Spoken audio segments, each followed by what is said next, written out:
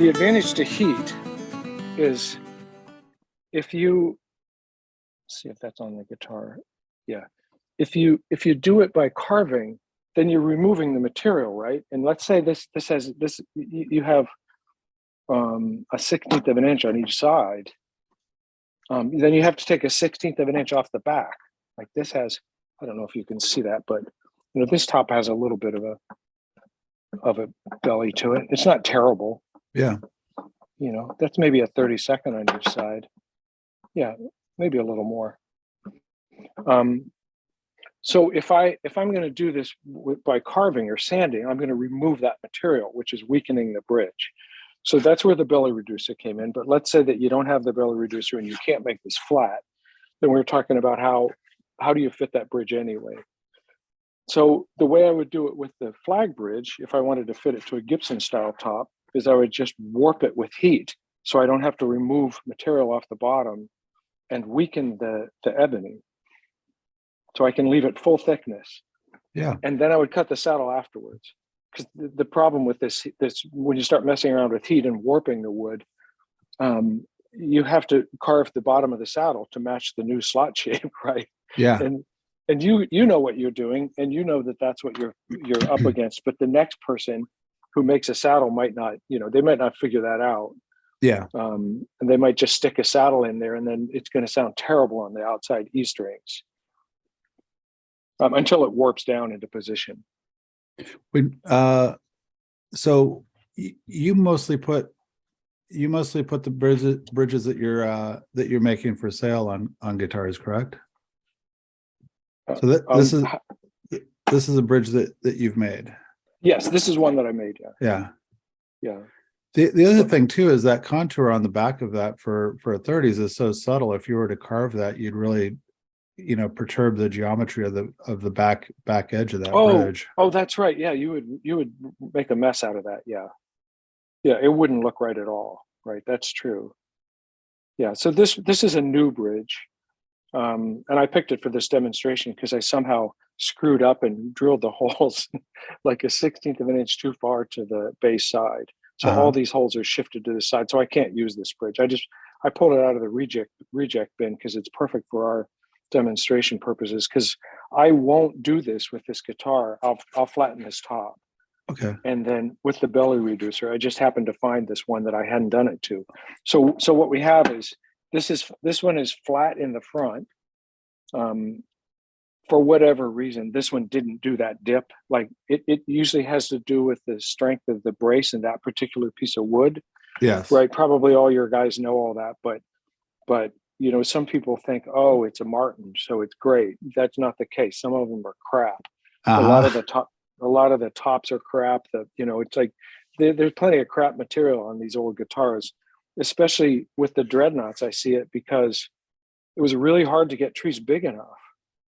And as you come farther down the line to the cheaper guitars, like you're going from the 45 to the 28 and then down to the 18, the poor 18s, they got stuck with all kinds of leftovers. Yeah.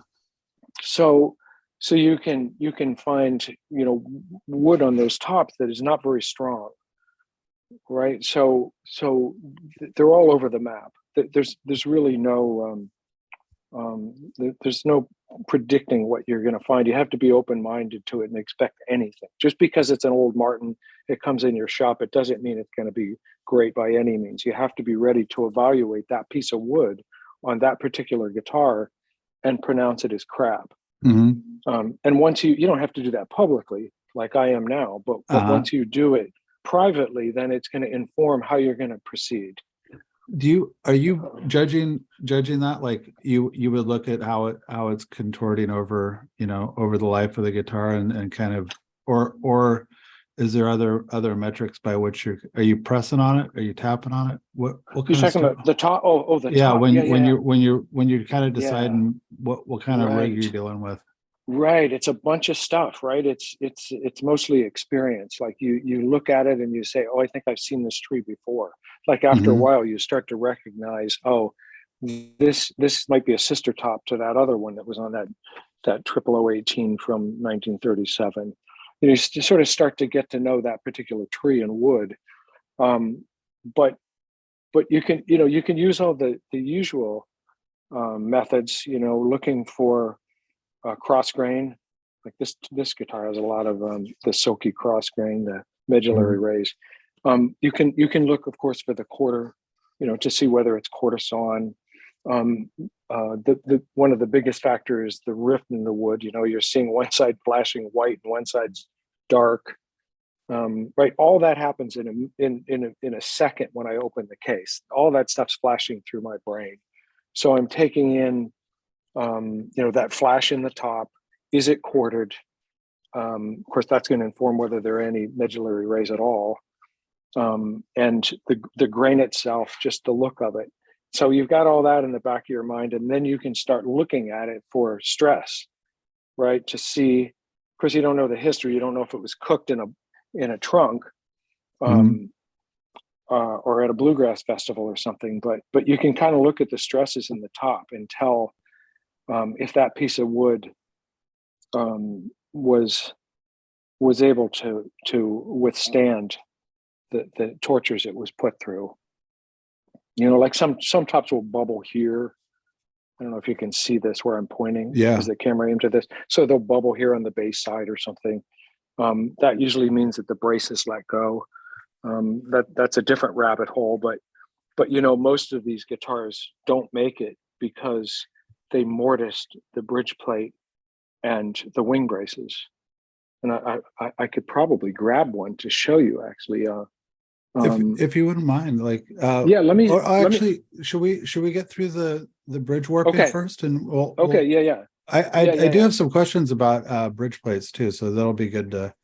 Okay. Yeah, that's a different rabbit hole, but most of these guitars collapse because they routed so much out in order to mortise that bridge plate in and the wing braces, and there's almost no wood glued to the top right where you need it the most. So most of them fail, and it's somebody's usually tried to glue it back once, and by that time it's almost hopeless trying to save it. Yeah. Because it was hopeless from the start. There just wasn't enough wood to hold it in place. So anyway, that's another issue. But that's why you have to hope you have a top that's super strong, right, to withstand the inherent problems that were built into the guitar. That makes sense? Yeah, especially like that thing that you were saying about how everybody's like, oh, it's a Martin, it's got to be great. They were on the cutting edge of steel string design at this point, weren't they? Absolutely. They were sending stuff out the door that they had no idea how long it was going to last. Or let me just walk you over here. I know we're trying to get to this demo, but look at this. This is a 1929 prototype OM28. Holy moly! This is the grandmother of them all. It's so cool. This how's it holding up? Great. This is in beautiful shape, this guitar.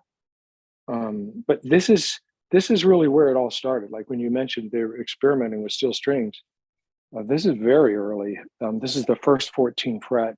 This is number 8. They made a dozen this year, and this is the 8th one that they made and put steel strings on.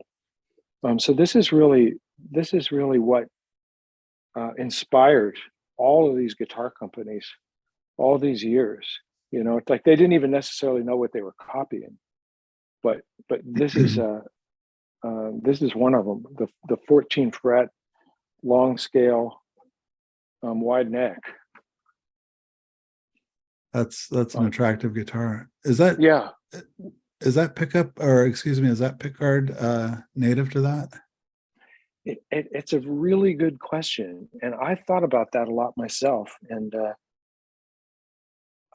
I think I have the equipment to test the finish thickness and the wood thickness, and that's the first thing I did, because it actually is. Like, the records are a little unclear about this, but I have no doubt that that's original to this guitar. Yeah. Okay. Cool. The reason that I questioned it is because I've only seen about maybe half a dozen of the prototypes from 1929. They're extremely rare, and there may only be a half a dozen left in existence. But But most of them, as far as I knew, at least half of them didn't have pick guards. So that's Yeah. what made me think, well, wait a second, this is number 8. Why does it have a pick guard, but I think it is correct for that guitar. Yeah. That's an attractive guitar. Yeah, that's kind of fun to share with people. But so are we back on the other guitar? Yeah, you Yeah. can see this now. Yeah. Okay. So this is what I wanted to show you. So this is the problem that you're up against, right? Is this. And let's say that you do put the belly reducer tool on this top. Does everybody know what that is, right? That's that tool that Stu Mack sells and I sell, that I invented years ago, that Dan Earlywine interviewed me about at a NAMM show once. Uh-huh. And it's used. I'll just grab those parts and show you. I can walk around and you can still hear me because of my headset, but We're golden. okay, great. So here's the idea. So this top call goes on top in the position that the bridge goes. Then this call goes on the inside, right? Well, this is for the advanced X, and then there's a short one for the rear X. Then this goes inside. This is concave. This is convex. So when you put them together and clamp it overnight, like I soaked this with warm water and then put a clamp on it, 3 clamps on it, and you come back the next day and this will be reduced some amount. Like some guitars, you just need 1 application. Some you might do it 2 or 3 times, but you could get rid of most of this. That's a good use scenario for that one. Yeah, you could get rid of at least 60% of it, maybe more. So this is flat in the front. I can't show you that right now, but it's flat here, and the belly is really across the back and through here to some extent because the top is going like this. Can I just clarify something really quick? So even though you're belly reducing, you're still gonna, like, almost 100% of the times you're still gonna fit the bridge with the heat set method that you're about ready to show. No. Nope. Oh, okay. No. I rarely do the heat thing anymore. Okay. Yeah, because the belly reducer is effective enough on most guitars. Okay. But sometimes you'll end up with a guitar that has a stubborn spot. Like this guitar has a high spot here. That's pretty typical. Right. See, right here, it's humped more right in this area than it is on this side. So I might end up sanding a little bit over here. But what will happen with the belly reducer is it not only flattens it, takes out that belly here, but it also takes out this belly, this curve here, this hump from here to here. So there's a high spot through the pinholes. It also flattens that. So it will, because this is also rocking this way, like this, and that will go away too.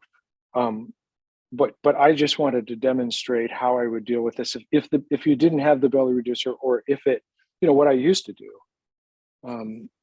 And if the belly reducer doesn't get it all out. So the way I do that is mostly over here on my sander. Let's see if you can. I don't know if you'll be able to see this. I'm carrying this little. Yeah, no, it's working just fine. You can see the sander. Yeah, we're good. So I do it. Can you see this? Yeah. Great. Well, I won't turn it on for obvious reasons because the camera's sitting on it. But I do it on the high spot on my belt sander. So the thing that makes this belt track is the high point in the middle of the drive wheel. So that's perfect for shaping the bottom of the bridge to create that concavity. Yeah. Right. So then I'll do one side, flip it over, do the other side. And you can also do, if you need to take a little bit off of one area, you can do it on this. So I do it with this thing, and it's creating that concavity the whole time I'm sanding. So I just got really good at it, and I realized right away when I saw the sander, I was like, wow, it's the perfect curve for shaping the bottom of a bridge. So this is the tool that I use for that if I do have to sand it. And then I'll sort of dial it in with scrapers and sanding by hand. But let me just get to the, I'll try to let's see, maybe I can just leave it on this holder and set this over here.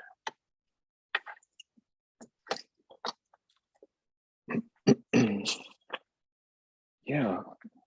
AJ, is that your electronic drum kit?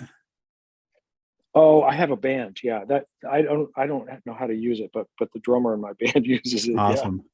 Yeah. So I think this is going to work. I think I can just use this little. Sure. That's a better angle than the other one that I bought. So let's try this. So here's there are a number of ways to do this, but I actually made this little stick up just because I think it's a better method than the one that I usually use, which is I'm in a hurry and I'm